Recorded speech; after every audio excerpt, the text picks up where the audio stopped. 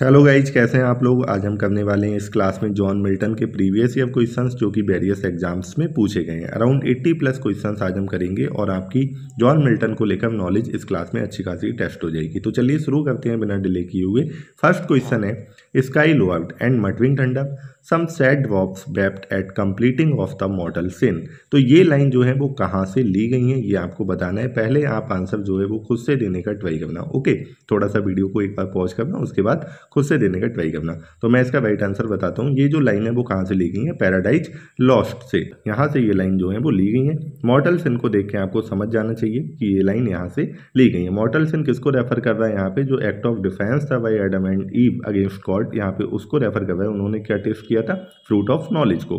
ठीक है, तो यहाँ पे एक क्वेश्चन और बन सकता है, जो दूसरा क्वेश्चन यहाँ पे बन सकता है, उसमें पूछा जा सकता है कि इस सेंटेंस में कौन सी फिगर ऑफ स्पीच है। तो कौन सी फिगर ऑफ स्पीच है, अगर आप आइडेंटिफाई कर सकते हैं तो बताइए। तो देखिए यहाँ पे तीन चीज़ों को देखिए, स्काई, थंडर और ड्वॉप्स। ये तीनों चीज़ें कैसी हैं, इनएनिमेट ऑब्जेक्ट्स हैं। और कैसे बिहेव कर रहे हैं, ये एक लिविंग बीइंग की तरह बिहेव कर रहे हैं। स्काई लोअर, थंडर मटर कर रही है और ड्वॉप्स रो रही हैं। तो मतलब एज अ लिविंग बीइंग ये बिहेव कर रहे हैं। तो जब भी इनएनिमेट ऑब्जेक्ट या एब्स्ट्रैक्ट ऑब्जेक्ट जो होते हैं वो लिविंग बीइंग की तरह बिहेव करते हैं, तो वहाँ पे कौन सी फिगर ऑफ स्पीच होती है, पर्सोनिफिकेशन। ठीक है, चलिए आगे मूव करते हैं सेकंड क्वेश्चन पे। तो सेकंड क्वेश्चन है हमारा, who disapproved Milton Lycidas for its inherent improbability. तो किसने मिल्टन की लाइसिडास को डिसअप्रूव किया था फॉर इट्स इनहेरेंट इम्प्रॉबेबिलिटी। कौन सा ऑप्शन होगा, आई होप आपने ऑप्शन देख लिया होगा अभी। ए ऑप्शन जो है वो करेक्ट है, सैमुअल जॉनसन। सैमुअल जॉनसन ने एक्चुअली एक वर्क लिखा था 1779 में। उस वर्क का क्या नाम था, लाइफ ऑफ मिल्टन। ये ध्यान रखना आप, ठीक है, ये एग्जाम में पूछा जा सकता है क्योंकि ये क्वेश्चन भी एक तरह से मिल्टन से ही रिलेटेड है। ठीक है, लाइफ ऑफ मिल्टन इन्होंने एक वर्क लिखा था 1779 में। उस वर्क में इन्होंने जो मॉडर्न पोइट्री में जो पेस्टोरलिज्म था और मैथोलॉजी के जो एलिमेंट थे उसको डिसअप्रूव किया था। चलिए नेक्स्ट पॉइंट पे मूव करते हैं। जो नेक्स्ट क्वेश्चन हमारा, who among the following regarded Saturn as the real hero of Paradise Lost. वैसे तो इस पैराडाइज जो लॉस्ट है, एपिक है, इसका हीरो कौन है ये आप ध्यान रखना, एडम है। ठीक है, लेकिन बहुत सारे क्रिटिक जो थे या फिर जो कंटेम्प्ररी राइटर थे, उन्होंने क्या किया है, या बाद में जो आए थे उन्होंने क्या किया है, सैटर्न को रियल हीरो का है पैराडाइज लॉस्ट को, क्योंकि इसकी पर्सनालिटी जो थी वो इतनी ग्रैंड थी और इतनी इम्प्रेसिव थी कि ज़्यादातर लोगों ने सैटर्न को ही पैराडाइज लॉस्ट का हीरो माना है। तो यहाँ पे चारों ऑप्शन आपके सामने प्रेजेंट किए गए। जो राइट आंसर है वो है बी, एस.टी. कॉलवेज ने माना है पैराडाइज लॉस्ट में सैटर्न को रियल हीरो। इसके अलावा भी दो तीन लोग हैं, मैं उनके नाम भी आपको बता देता हूँ। एक है विलियम ब्लेक। ठीक है, विलियम ब्लेक ने भी सैटर्न को ही हीरो माना है, और इसके अलावा जो पी.वी. सैली हैं उन्होंने भी सैटर्न को ही हीरो माना है। चलिए आगे बढ़ते हैं। नेक्स्ट जो है, फोर्थ जो है, who among these is not among the university bits. देखो यूनिवर्सिटी बिट्स जो थे वो एलिजाबेथन एज से बिलोंग करते थे। सबसे पहले तो मैं आपको ये बता दूं, और ये ग्रुप ऑफ 7 राइटर्स थे। ठीक है, 7 राइटर्स का एक समूह था, जिसमें से ये लोग जो थे वो कहाँ से पढ़े हुए थे, ऑक्सफोर्ड और कैम्ब्रिज यूनिवर्सिटी से पढ़े हुए थे, इसीलिए इनको यूनिवर्सिटी बिट्स कहा जाता है। ठीक है, तो इसमें 4 ऑप्शन आपको दिए हुए हैं, आपको बताना है कौन से इसमें यूनिवर्सिटी बिट्स नहीं थे। Thomas Kyd, Christopher Marlowe, Thomas Nash या बेन जॉनसन। तो मैं आपको बता दूं, जो बेन जॉनसन थे, ऑप्शन नंबर डी, वो इस कैटेगरी से बिलोंग नहीं करते थे। चलिए एक बार लिस्ट देख लेते हैं कौन कौन से राइटर जो थे वो यूनिवर्सिटी बिट्स थे। इनकी एक बार लिस्ट देख लेते हैं, यहाँ पे दी हुई है। जो जॉन लिली थे, ठीक है, ये सारे एलिजाबेथन एज से ही बिलोंग करते थे। मैं आपको बता दूं, John Lyly, Thomas Lodge, Christopher Marlowe, Robert Greene, Thomas Nash, George Peele, Thomas Kyd. ठीक है, क्रिस्टोफर मार्लो एक तरह से कंटेम्प्ररी थे इनके और बहुत ही टैलेंटेड थे। इनका एक प्ले था जियो ऑफ माल्टा। जियो ऑफ माल्टा एक प्ले था। ठीक है, तो शेक्सपियर का एक प्ले था, कौन सा, मर्चेंट ऑफ वेनिस। तो मर्चेंट ऑफ वेनिस में एक जियो दिखाया गया है, क्या नाम है, साइलो। तो वो इससे, इसका एक करेक्टर था जो इसमें जियो दिखाया गया, उससे बहुत ज़्यादा इंस्पायर्ड था। इसके अलावा इसमें अगर मैं बात करूं तो थॉमस लॉज का एक प्ले था वोजलैंड। तो एज यू लाइक इट की जो कहानी है, शेक्सपियर का जो प्ले है एज यू लाइक इट, ठीक है, वो पूरा पूरा डिट्टो थॉमस लॉज का जो वोजलैंड है वहाँ से उठा के शेक्सपियर ने लिख दिया है। तो मतलब जो शेक्सपियर ने अपना काफ़ी सारा मटेरियल यहाँ से बोरो किया था, इसीलिए रॉबर्ट ग्रीन ने एक पैम्पलेट लिखा था 1592 में, उसमें शेक्सपियर के ऊपर प्लेगरिज्म का आरोप लगाया था। प्लेगरिज्म क्या होता है, जब आप लिटरेचर की चोरी करते हैं कहीं से। ठीक है, तो रॉबर्ट ग्रीन ने इन पर बहुत ही संगीन आरोप उस टाइम पे लगाए थे। चलिए आगे बढ़ते हैं। लेवाइथन जो है ये हमारे सिलेबस में नहीं है यूपीटीजीटी के, तो इसको हम छोड़ते हैं। नेक्स्ट जो है, अगला जो है, मिल्टन की लाइसिडास क्या है। एक एपिक है, एलिजी है, ओड है या फिर लिरिक है। तो आपने अगर पढ़ा होगा लाइसिडास तो आपको पता होगा लाइसिडास क्या है, एक एलिजी है। और किसके लिए लिखी गई थी ये, एडवर्ड किंग, इनके एक दोस्त थे एडवर्ड किंग, ठीक है, जो कॉलेज में इनके साथ थे, उनकी डेथ के ऊपर ये एलिजी लिखी गई है। वो आयरिस जो सी था उसमें शिप रैक के दौरान वो डूब गए थे और उनकी डेथ हो गई थी, ठीक है। अच्छा, लाइसिडास कब लिखी गई थी, 1637 में लिखी गई थी और 1638 में पब्लिश हुई थी। चलिए आगे देखते हैं, नेक्स्ट जो है 7th है, Milton begins paradise Lost book first with, ठीक है। मिल्टन जो है वो पैराडाइज लॉस्ट बुक फर्स्ट की शुरुआत कैसे करते हैं, लैमेंट, सोलिलोकाई, इन्वोकेशन या रिफ्रेन। तो इसका जो सही ऑप्शन है वो है इन्वोकेशन। मिल्टन इन्वोक करते हैं किसको, म्यूजिस को इन्वोक करते हैं ताकि वो उनकी हेल्प कर सकें, उसे उन्हें पावर दे सकें इस ब्यूटीफुल एपिक को लिखने में, ठीक है। तो ये जो इंस्पिरेशन मिल्टन को, ये जो इन्वोकेशन वाली थी, म्यूजिस को इन्वोक करने वाली इंस्पिरेशन मिल्टन को कहाँ से मिलती है, ग्रीक राइटर से, ये भी आप ध्यान रखना, ठीक है। चलिए आगे बढ़ते हैं, नेक्स्ट। अच्छा, ये ऐसा इसमें कहा गया है कि जो ये पहला ओपनिंग पैरा जिसमें इन्वोकेशन है उसमें 26 लाइन्स हैं, ओके राइट। आगे देखते हैं, 8 है, the word that completes the famous line, थोड़ा सा इधर करते हैं, पूरा नहीं दिख रहा है। ये जो लाइन है, better to reign in hell than serve in, इसको हमें कंप्लीट करना है। इसके आगे क्या आएगा, सर्व इन sky, serve in earth, serve in haven या सर्व इन मून। तो इसका जो राइट आंसर है serve in heaven. Better to reign in hell than serve in heaven, ये लाइन कौन कहता है, ये सैटर्न कहता है, ठीक है। सैटर्न यहाँ पे इन लाइन्स के माध्यम से ये कहना चाह रहा है कि हेल में रेन करना, हेल में रूल करना ज़्यादा अच्छा है हेवन में सर्व करने से। हेवन में तो हम गुलाम थे, ठीक है, और हम हेल में क्या हैं, रूलर हैं, किंग हैं यहाँ पे। तो यहाँ पे सैटर्न इन लाइन्स के माध्यम से जो भी फॉलन एंजल्स थे उनका जो उत्साह है वो बढ़ाता है, ठीक है। आगे देखते हैं, नेक्स्ट जो है 8 इधर होगा, थोड़ा सा इधर स्क्रॉल करते हैं, देखते हैं इसको।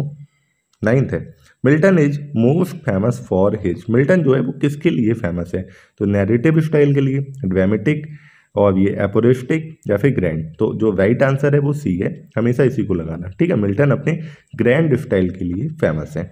आगे देखते हैं, नेक्स्ट 10th है, Paradise Lost is written in, Paradise Lost जो है वो लिखा गया है किसमें, तो मिल्टन ने ब्लैंक वर्स में लिखा है, ऑप्शन नंबर बी जो है वो करेक्ट है।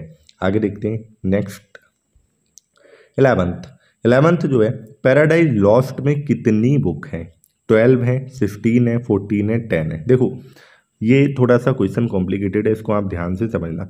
जब पैराडाइज लॉस्ट जो है वो पब्लिश हुआ था तो वो 10 बुक्स के साथ ही पब्लिश हुआ था, लेकिन बाद में जब ये रीपब्लिश हुआ 1674 में, पब्लिश कब हुआ था 1667 में, और ये जो कंप्लीट कब हो गया था 1665 में, लिखना कब स्टार्ट किया था 1658 में।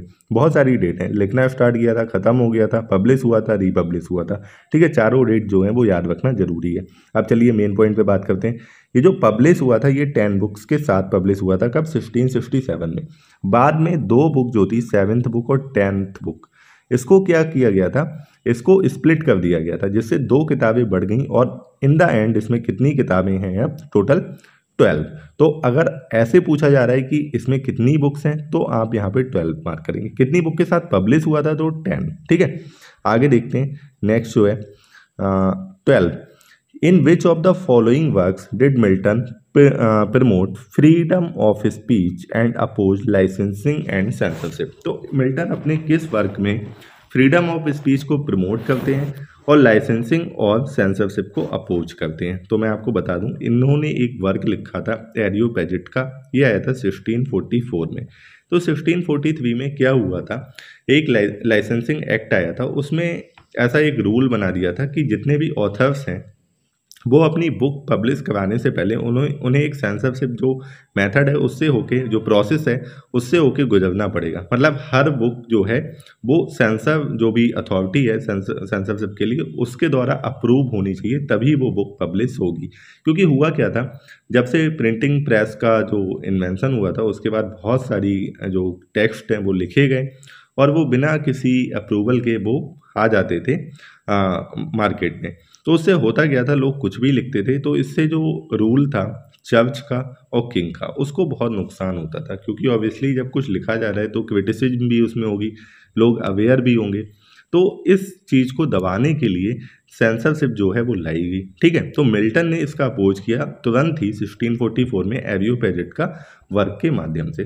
चलिए आगे देखते हैं, नेक्स्ट जो है 13 है, when was paradise lost published. अभी मैंने आपको बताया था ऑप्शन नंबर बी सही हो जाएगा इसका, 1667। ठीक है, आगे देखते हैं, नेक्स्ट जो है इसके अलावा मैं आपको बता दूं, अगर आपको बहुत ही जल्दी से टीजीटी और पीजीटी का सिलेबस कवर करना है, एज यू नो कि आपका जो एग्जाम है वो पास आने वाला है यूपी टीजीटी और पीजीटी का, तो लिटरेचर और ग्रामर अगर दोनों का सिलेबस चाहे वो टीजीटी हो या पीजीटी हो, अगर आपको कवर करना है तो मेरा एक पेड बैच जो है वो अभी चल रहा है, ऑलमोस्ट पूरा होने वाला है। तो आपको रिकॉर्डेड वीडियो जो है वो सारी मिल जाएंगी, पीडीएफ्स भी मिल जाएंगी। अगर आप ज्वाइन करना चाहते हैं तो इस नंबर पे मैसेज कर सकते हैं। ठीक है, ये मेरा व्हाट्सएप नंबर है, यहाँ पे आप मैसेज कर सकते हैं। ये मैं नीचे भी डाल दूंगा डिस्क्रिप्शन बॉक्स में, दोबारा से लिख देता हूँ 7060655629। आप बैच ज्वाइन कर सकते हैं, आपको बहुत ज़्यादा फायदा मिलेगा और बहुत जल्दी से आपकी चीज़ें जो हैं वो कवर हो जाएंगी। ठीक है, चलिए देखते हैं 14 जो है, in whose memory did John Milton write methought I saw my late espoused saint. तो ऑप्शन आपको दिख गया होगा। ठीक है, किसकी मेमोरी में ये जो वर्क है वो मिल्टन ने लिखा, तो ये कैथरीन वुडकॉक, इनकी ये सेकंड वाइफ थी। ठीक है, इनकी मेमोरी में इन्होंने ये वर्क लिखा था। मैरी पॉवेल ये इनकी फर्स्ट वाइफ थी, और इनकी जो थर्ड वाइफ थी, इनकी 3 वाइफ रही हैं जिनमें 2 की डेथ हो गई थी, इनकी भी थर्ड वाइफ कौन थी, एलिजाबेथ मेंसुल। ठीक है, तो इनकी मेमोरी में इन्होंने ये वर्क लिखा। तो ये 1657 में क्या हुआ था, इनकी जो सेकंड वाइफ थी वो मर गई थी, ये डेट आपको ध्यान रखनी है। 1652 में इनकी फर्स्ट वाइफ जो थी उनकी डेथ हो गई थी। आगे देखते हैं, by what age had Milton become totally blind. किस एज तक मिल्टन जो थे वो पूरी तरह से ब्लाइंड हो गए थे, तो ये आपको बताना है। तो आपको मैं बता दूं, मिल्टन जो थे वो 1652 में पूरी तरह से ब्लाइंड हो गए थे। ठीक है, तो यहाँ पे क्या आएगा, यहाँ पे जो 1652 तक अगर आप एज कैलकुलेट करेंगे, 1608 में ये पैदा हुए थे, तो 44 जो ईयर्स की एज थी वहाँ पे मिल्टन जो थे वो पूरी तरह से ब्लाइंड हो गए थे। When was John Milton born, अभी मैंने बताया 9 दिसंबर 1608। चलिए आगे बढ़ते हैं, नेक्स्ट जो है अगला है 17 है, who said that in Paradise Lost book first Milton belongs to the devil's party without knowing it. तो अभी मैंने आपको ये बताया था थोड़ी देर पहले जब मैं एसटी कॉलेज वाला बता रहा था कि विलियम ब्लेक ने भी माना है सैटन को हीरो, और ये भी कहा है कि मिल्टन जो है वो डेविल की पार्टी से बिलोंग करते थे। तो ऑप्शन नंबर डी जो है वो सही है यहाँ पे। आगे देखते हैं, नेक्स्ट जो है, where was John Milton born, John Milton कहाँ पे पैदा हुए थे, ब्रिस्टॉल में, यॉर्कशायर में, लिवरपूल में या फिर लंदन में। तो राइट आंसर क्या है, लंदन, लंदन में पैदा हुए थे ये।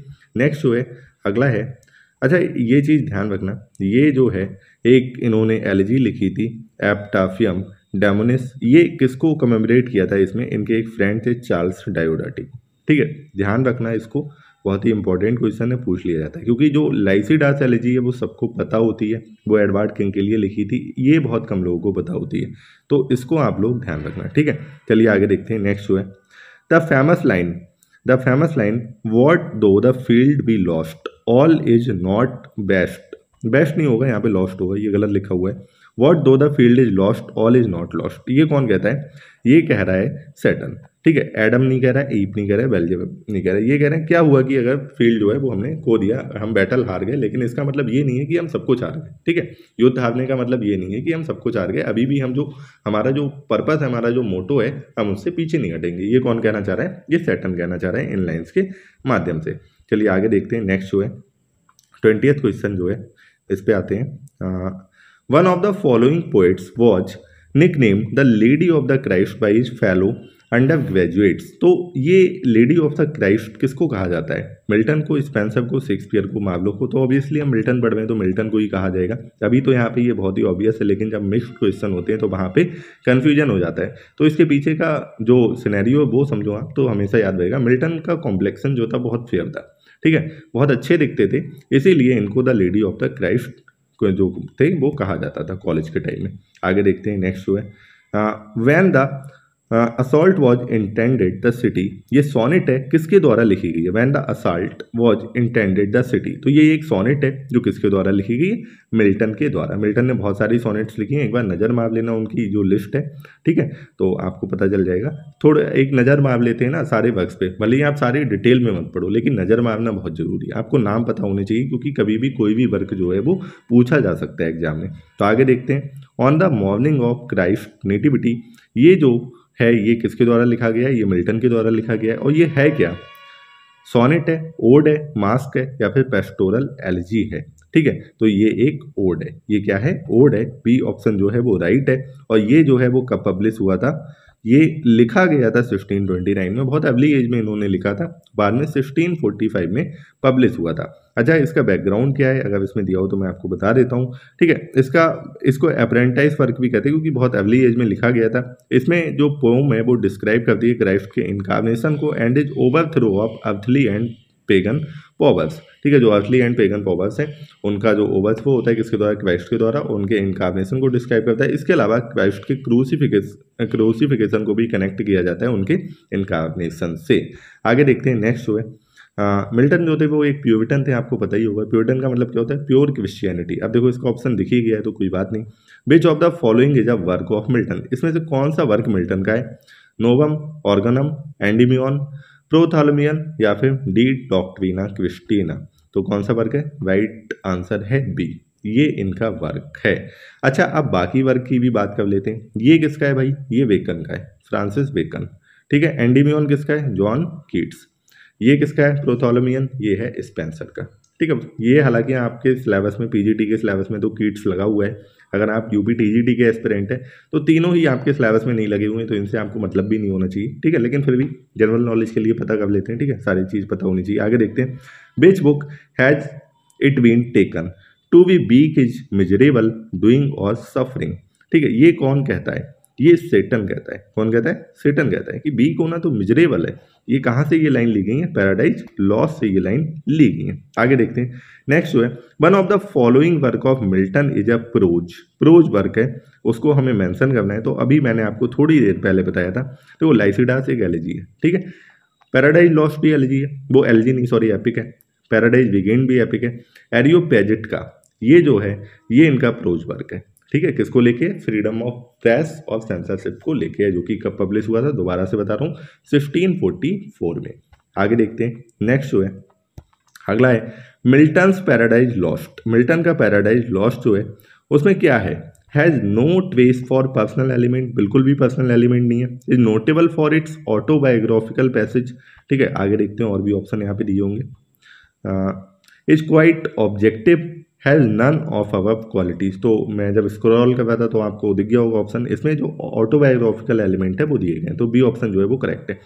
अगला देखते हैं, who is the hero of Paradise lost. Paradise lost का हीरो कौन है, तो एडम है, ठीक है, एडम है। हालांकि इसमें बहुत ज़्यादा डिबेट है, डिस्प्यूट है, ठीक है, कोई सैटर्न को मानता है, कोई एडम को मानता है, लेकिन ट्रू सेंस में एडम ही हीरो है। हालांकि इस किताब में सैटर्न दिया हुआ है, पता नहीं क्यों दिया है, ठीक है, ट्रू सेंस में हीरो कौन है, वो एडम ही है। आगे देखते हैं, नेक्स्ट जो है 28 है, they also serve who only stand and wait. This line occurs in, ये लाइन है वो कहाँ से ली गई है, they also serve who only stand and wait, Lycidas से, कॉमर्स से, पैराडाइज लॉस्ट, या फिर ऑन हिज ब्लाइंडनेस। तो ये जो लाइन है वो यहाँ से ली गई है। यहाँ पे जो उनकी पीड़ा थी अपनी ब्लाइंडनेस को लेके, इस वर्क में मिल्टन ने अपनी फीलिंग्स को एक्सप्रेस किया है, और इन लाइंस के माध्यम से वो कहना चाह रहे हैं कि इंसान की एबिलिटी या डिसेबिलिटी से फ़र्क नहीं पड़ता है, हर किसी की प्लेस संसार में अपनी जगह है, और हर कोई अपने तरीके से संसार में सर्व कर रहा है, ठीक है। इन लाइन के माध्यम से मिल्टन ये कहना चाह रहे हैं। आगे देखते हैं, नेक्स्ट जो है 29 क्वेश्चन जो है इसको देखते हैं। Paradise Lost has been praised for its, Paradise Lost को क्यों प्रेज किया जाता है, इसके ग्रैंड स्टाइल के लिए। अभी मैंने थोड़ी देर पहले बताया था मिल्टन का स्टाइल कैसा था, ग्रैंड था। Paradise Lost has been divided into, ये भी मैंने अभी बताया, 12 बुक्स में डिवाइड किया गया है, ठीक है। आगे देखते हैं, नेक्स्ट जो है अगला है सैमसन एगोनिस्टिस बाई मिल्टन। ये क्या चीज़ है भाई, ये क्या आफत है, तो ये सबसे पहले मैं बता दूं, ये जो है वो एक प्ले है। ये क्या है, एक प्ले है। कब पब्लिश हुआ था? 1671 में पैराडाइज वीगेंड के साथ पब्लिश हुआ था। और ये मैं आपको बता दूं कैसा है, क्लोजेट ड्रामा है, क्लोजेट पोएटिक ड्रामा है, ठीक है, ये भी आपको पता होना चाहिए। अच्छा, ये क्लोजेट ड्रामा क्या होता है? क्लोजेट ड्रामा वो होता है जिसको परफॉर्म करने के पर्पज से नहीं लिखा जाता है, उसको पढ़ने के पर्पज से लिखा जाता है, वो होता है क्लोजेट ड्रामा। ये भी चीज़ आपको पता होनी चाहिए। चलिए आगे देखते हैं। नेक्स्ट क्वेश्चन है हमारा, ऊपर चलते हैं इसको। 32, विच of the following is a pastoral poem by Milton? कौन सी पेस्टोरल है? तो ये तो आप देख के समझ गए हो कौन सी है, लाइसिडस है, लाइसिडास, ठीक है, ये पेस्टोरल है, इसकी सेटिंग पेस्टोरल है। आगे देखते हैं। अगला है, इसमें एडवर्ड किंग को कमेमोरेट किया जाता है, ये आपको पता ही होगा, अभी बताया था। Milton's poetry is a mirror in which the writers, सही से दिख नहीं रहा है, writers character is very clearly reflected, ठीक है। मिल्टन की पोइट्री जो है वो एक मिरर है जिसमें राइटर का जो करेक्टर है वो बहुत ही साफ तरीके से रिफ्लेक्ट होता है। तो ये किसने कहा था? ये कहा था पैटिसन ने। किसने? सी ऑप्शन जो है वो करेक्ट है। आगे देखते हैं, ये छोटे छोटे कोटेशन जो होते हैं वो भी आपको पता होना चाहिए। आगे देखते हैं, the period known as the age of Milton. कौन सा पीरियड जो है वो एज ऑफ मिल्टन? वैसे तो ऐसे डिफाइन नहीं कर सकते, ऐसे क्वेश्चन पूछने भी नहीं चाहिए, लेकिन फिर भी यहाँ पे सी ऑप्शन करेक्ट है। 1625 से 1660 तक के पीरियड को एज ऑफ मिल्टन कहते हैं। अब मुझे तो समझ नहीं आया कैसे भाई पीरियड डिफाइन करते हैं। देखो 1660 के बाद जो है वो लिखा गया है पैराडाइज लॉस्ट, पैराडाइज वीगेंड और सैमसन एगोनिस्टिस, जो उनके मेजर वर्क हैं वो तो इस पीरियड के बाद ही है। तो ये कहाँ से भाई एज ऑफ मिल्टन हो गई? हालांकि इनके जो मोस्टली वर्क हैं वो इस पीरियड के बिटवीन में बीच में लिखे गए हैं, लेकिन जो उनके असली वर्क हैं जिनकी वजह से मिल्टन जाने जाते हैं वो तो इस एरा के बाद ही आए, ठीक है। तो ये तो कोई डिफाइन नहीं कर सकता वो क्यों बनाते हैं, समझ नहीं आता है, ठीक है। आगे देखते हैं, चलिए। The age of Milton had 3 kinds of poets. Milton की एज में 3 तरह के जो पोइट थे वो थे। कौन कौन से थे? Religious heroic puritan, metaphysical cavalier puritan, metaphysical romantic dramatic, या कैबलायर रिलीजियस या क्लासिकल। तो इसमें जो राइट आंसर है वो है बी, मेटाफिजिकल थे, कैबलायर थे और प्यूरिटन थे। अब देखो मेटाफिजिकल जो पोएट थे वो वर्ल्डली प्रॉब्लम से डील करते थे और अजीब अजीब सी पोएम लिखा करते थे। उसमें वो अपनी बिट जो है और कंसीट्स जो है उनका बिट शो करने का ट्राई करते थे, कंसीट्स यूज करते थे, बहुत सारे अजीब अजीब से कंपैरिजन करते थे, ठीक है। तो इनके जो लीडर थे मेटाफिजिकल पोएट्स के वो कौन थे? John Donne. ये 1572 में पैदा हुए थे। कैबलायर कौन थे? कैबलायर वो थे जो चार्ल्स फर्स्ट के कॉज को सपोर्ट करते थे, ठीक है। सिविल वॉर में चार्ल्स फर्स्ट के कॉज को जो सपोर्ट कर रहे थे वो कैबलायर थे। प्यूरिटन चार्ल्स फर्स्ट के अगेंस्ट में थे, ये प्योर क्रिश्चियनिटी के पक्ष में थे, और जो कॉमनवेल्थ रूल है उसके पक्ष में थे, ठीक है। तो ये 3 तरह के पोएट जो थे वो जॉन मिल्टन के पीरियड में थे। आगे देखते हैं, नेक्स्ट है 36 है, Paradise Lost was written by Milton in phase of his last life, ठीक है। जो उनका लास्ट फेज था उसमें लिखा गया, लास्ट पेज में ये पैराडाइज लॉस्ट जो है वो लिखा गया। आगे देखते हैं, which of the following is a masque written by Milton. कौन सा मास्क जो है वो मिल्टन के द्वारा लिखा गया है? तो आपको पता होना चाहिए कॉमस, कॉमस लिखा गया था, ये 1638 में लिखा गया था। चलिए आगे देखते हैं, नेक्स्ट जो है इधर बढ़ते हैं। 38, in which poem does the following statement appear. कौन सी पोएम में ये स्टेटमेंट जो है वो आता है? Solitude sometimes is the best society. Paradise regained में आता है, लाइसिडास में आता है, पैराडाइज लॉस्ट में आता है, या फिर कॉमर्स में आता है। चलिए इसको देखते हैं। तो ये लाइन्स जो है वो पैराडाइज लॉस्ट से ली गई हैं। आगे देखते हैं, नेक्स्ट जो क्वेश्चन है, De Doctrina Christiana cast doubt on the orthodoxy of. ये जो है वो वर्क जो है वो डाउट कास्ट करता है किसकी? ऑर्थोडॉक्सी पे, पैराडाइज लॉस्ट की, ठीक है। आगे देखते हैं, ये जो वर्क है इसका कुछ अता पता नहीं है कब लिखा गया, बहुत बाद में मिला मिल्टन की डेथ के बाद, उसके बाद बहुत बाद में इसको पब्लिश कराया गया, ठीक है। ये भी एक तरह से रिलीजियस वर्क ही है। आगे देखते हैं, commerce by John Milton is in the form of. Commerce जो है वो किस फॉर्म में? अभी अभी बताया था आपको किस फॉर्म में, मास्क है, ठीक है। अगला क्वेश्चन जो है 41, Milton was appointed to the position of Latin secretary to the Cromwell's government chiefly due to his work। कौन से वर्क के कारण इन्हें क्रॉमवेल जो था उसकी गवर्नमेंट में लैटिन सेक्रेटरी जो है वो बनाया गया। तो यहाँ पे जो है 3 ऑप्शन है, इसमें जो एक वर्क आया था इनका on the tenure of Kings and magistrates, ये 1648-49 के आसपास आया था। इस वर्क में इन्होंने डिफेंड किया था कॉमनवेल्थ रिपब्लिक को और चार्ल्स फर्स्ट के ये अगेंस्ट थे। तो इसी वर्क के कारण इन्हें लैटिन सेक्रेटरी बना दिया गया था क्रोमवेल की गवर्नमेंट में। ठीक है, आगे देखते हैं। अगला है Samson Agonistes shows Milton's desire to bring over into English क्या? Gravity and calm dignity of Greek tragedies. बहुत इंस्पायर थे ये ग्रीक ऑथर से। ठीक है, वो इसको इंग्लिश में भी, जो इंग्लिश लिटरेचर है उसमें लाना चाहते थे। अगला देखते हैं 43 जो है एल एलिग्रो एंड इल पेंसवेसो। इसका मतलब क्या होता है? तो इसका ये अगर आपने दोनों पढ़ी होंगी, ये ट्विन पोम्स इनको कहा जाता है। तो इसका एल एलिग्रो का मतलब होता है जॉयस मैन और इसका मतलब होता है मेलनकॉली और मेडिटेटिव मैन। ठीक है, तो चलिए देखते हैं अगले क्वेश्चन को। अच्छा, ये जो है कंपेनियन पोम है। ठीक है, और ये कब कंपोज की गई थी? 1545 में। चलिए नेक्स्ट जो है पैराडाइज लॉस्ट जो है वो कब कंप्लीट हुआ था? ये मैंने आपको बताया 1565 में ये कंप्लीट हो गया था। ठीक है, तो 1567 मार्क करके मत आ जाना, 1565 में कंप्लीट हुआ था, पब्लिश हुआ था 1567 में। ठीक है, बड़ा कंफ्यूजन रहता है, दो डेट भी हमेशा ध्यान रखना। आगे देखते हैं John Milton's magnificent odd on the morning of Christ nativity was written when the poet's age was कितनी थी? देखो ये इन्होंने लिखा था 1629 में, पैदा हुए थे 1608 में, तो कितने साल के रहे होंगे? 21 साल के रहे होंगे। आगे देखते हैं अगला जो है नेक्स्ट है मिल्टन सैमसन एगोनिस्टिस एज क्या है? सैमसन एगोनिस्टिस क्या है? अभी अभी थोड़ी देर पहले हमने बात की थी, एक ट्रेजेडी है, क्लासिकल ट्रेजेडी है, एक प्ले है, क्लोजेड ड्रामा है। ठीक है, और ये कब आया था? 1671 में। किसके साथ पब्लिश हुआ था? पैराडाइज वीकेंड के साथ में पब्लिश हुआ था। अच्छा, who of the following become blind? तो अभी ये तो आपको बताइए, ऑब्वियसली जॉन मिल्टन जो थे वो अंधे हो गए थे। 1652 में ये टोटली ब्लाइंड हो गए थे, अभी अभी हमने ऊपर पढ़ा था। पैराडाइज वीकेंड किसका वर्क है? जॉन मिल्टन का है, कुछ सोचना ही नहीं है इसमें, तो बहुत ही आसान क्वेश्चन था। चलिए आगे बढ़ते हैं।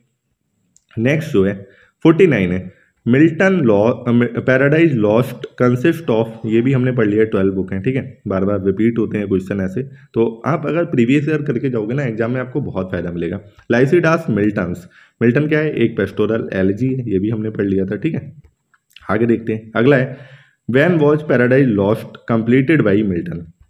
अभी पढ़ा था 1665 में। ठीक है, आगे देखते हैं अगला जो है, देखो कितनी बार ये क्वेश्चन रिपीट होते हैं। In Milton there is always an appearance of effort, in Shakespeare scarcely any. ठीक है, तो ये कह रहे हैं कि देखो शेक्सपियर ने वाकई में अपने वर्क बहुत केयरलेसली लिखे हैं, उन्हें कोई मतलब नहीं था कि अपने वर्क को पब्लिश करवाना है या उन्हें कलेक्ट करना है। उन्होंने बस पैसा कमाने के लिए सारे प्ले जो थे वो लिखे थे और अपनी जो मैन्यूस्क्रिप्ट्स थी वो ऐसे ही केयरलेसली वहीं छोड़ के चले गए, और जब वो लंदन छोड़ के अपने वापस घर आए थे।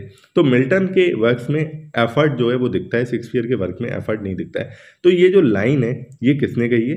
ये विलियम हैजलिट ने कही है। ऑप्शन नंबर सी जो है वो कैसा है? करेक्ट है। आगे देखते हैं नेक्स्ट जो है विच of the following was an epic? तो देख के ही समझ आ गया होगा पैराडाइज लॉस्ट क्या है, एक एपिक है। नेक्स्ट जो है अगला है 54 who overcomes by force hath overcome but half his four.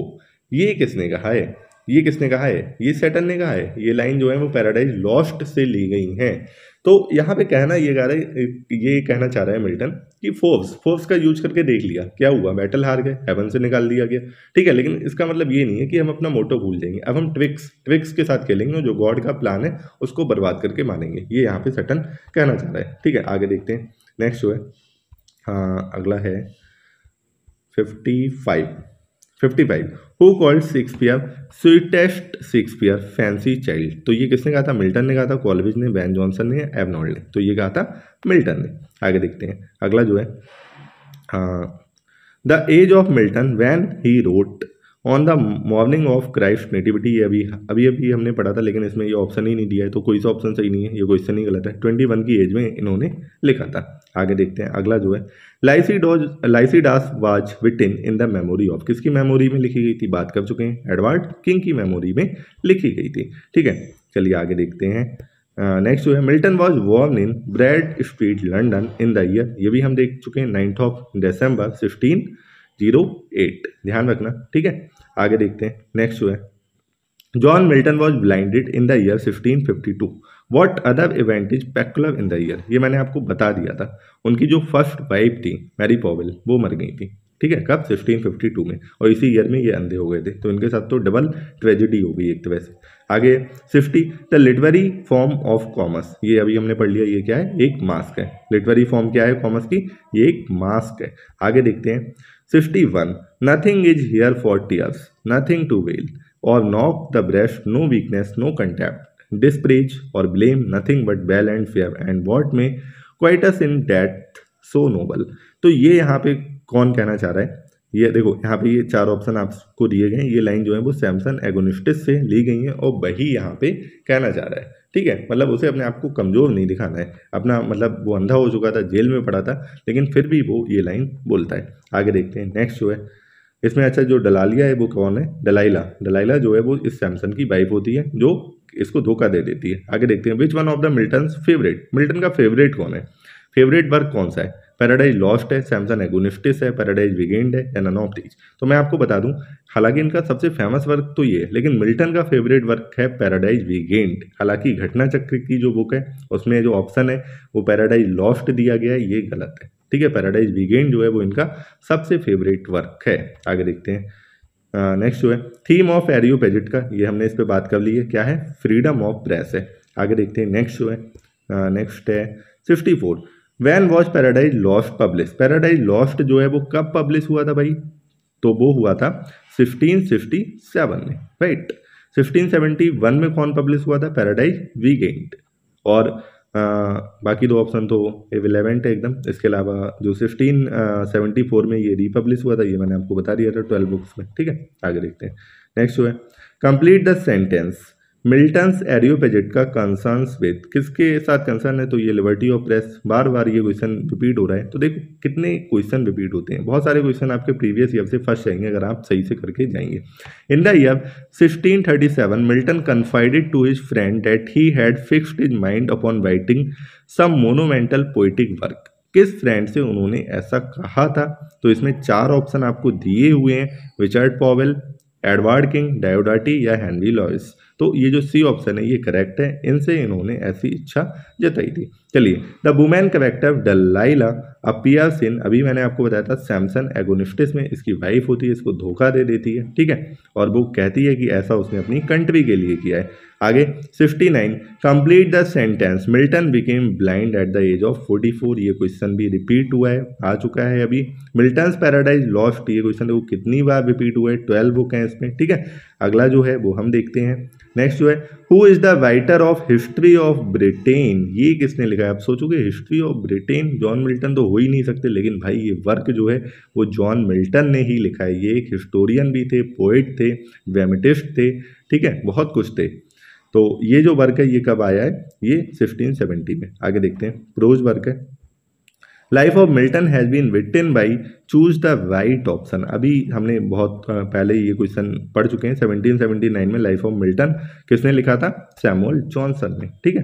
Second question में ही शायद हमने देख लिया था। आगे in which year Milton's Paradise Lost was published, तो भाई ये 1667, इसमें कुछ देखना ही नहीं है।